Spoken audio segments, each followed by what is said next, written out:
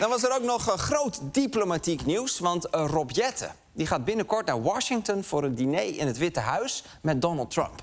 En Jetten heeft zich in het verleden best wel kritisch uitgelaten over Trump, dus dat wordt spannend en mogelijk ongemakkelijk. Dat merk ik ook elke avond als ik thuis kom bij mijn vrouw Marjolein Faber.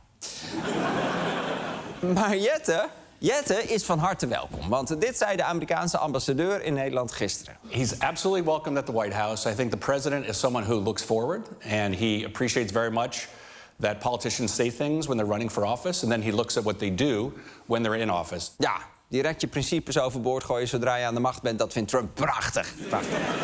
Maar Jetten zit straks bij Trump aan de Big Mac. En met een beetje geluk trekt hij ook nog wel een mooie fles cola uit een goed jaar open. Hij is trouwens niet alleen. Want kijk, het koninklijk paar gaat ook mee. En zij overnachten zelfs bij Trump in het Witte Huis. En dat mag omdat Trump afgelopen zomer ook bij hen mocht slapen in het paleis. En hoe is die logeerpartij toen eigenlijk bevallen? Heeft u nog doorgezakt met hem op het paleis? Daar, wat er binnen het paleis gebeurt, blijft binnen het paleis.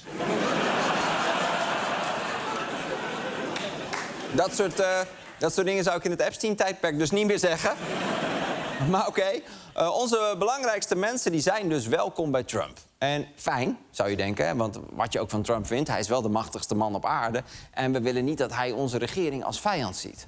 Maar daar dacht Geert Wilders anders over. Geert Wilders die hoorde dat Jetten naar Trump ging. En toen heeft hij dit bericht op X gezet. Beste president Trump, dit is wat Rob Jetten over u zei nadat u de verkiezing had gewonnen. En dan een screenshot van een oude tweet van Jetten waarin hij Trump een vrouwenhater en een veroordeelde crimineel noemt. Wauw, Wilders loopt gewoon te klikken. Wat een verrader, toch? En hier, dit zei Wilders ook nog over Jetten. Please don't trust him. Vertrouw hem niet en he is an enemy of the people. Hij is een vijand van het volk. Jezus, wat heftig. En wat zielig ook, toch? Wilders wil zo graag cool gevonden worden door Trump. Hier, vorige zomer plaatste hij trots deze selfie. Hier, dit is gewoon... Het is gewoon een fan van... Dit is een tienermeisje met de bankzitters. Maar... Normaal, toch?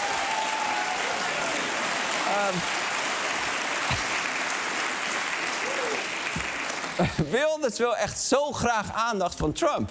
Afgelopen zaterdag ook weer. Toen sprak Wilders op CPAC. Dat is een jaarlijks feest in Hongarije voor conservatieven, fascisten. En conservatieven die doen alsof ze geen fascisten zijn. En daar probeerde Wilders de slogan van Trump te kopiëren, met de nadruk op proberen. No more open borders and mass immigration. No more wokeness. But also no more Islam. Let us make Europe great again.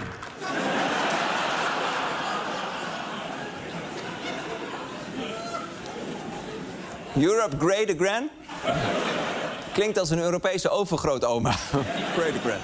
Maar Wilders doet er alles aan om de aandacht te trekken van Trump. Nederland interesseert hem niks. Hij heeft Rob Jetten heeft hij er al bij genaaid. En ik zag op de socials van Wilders dat hij zelfs nog een stapje verder ging. Dear President Trump, Geert Wilders here. Remember me?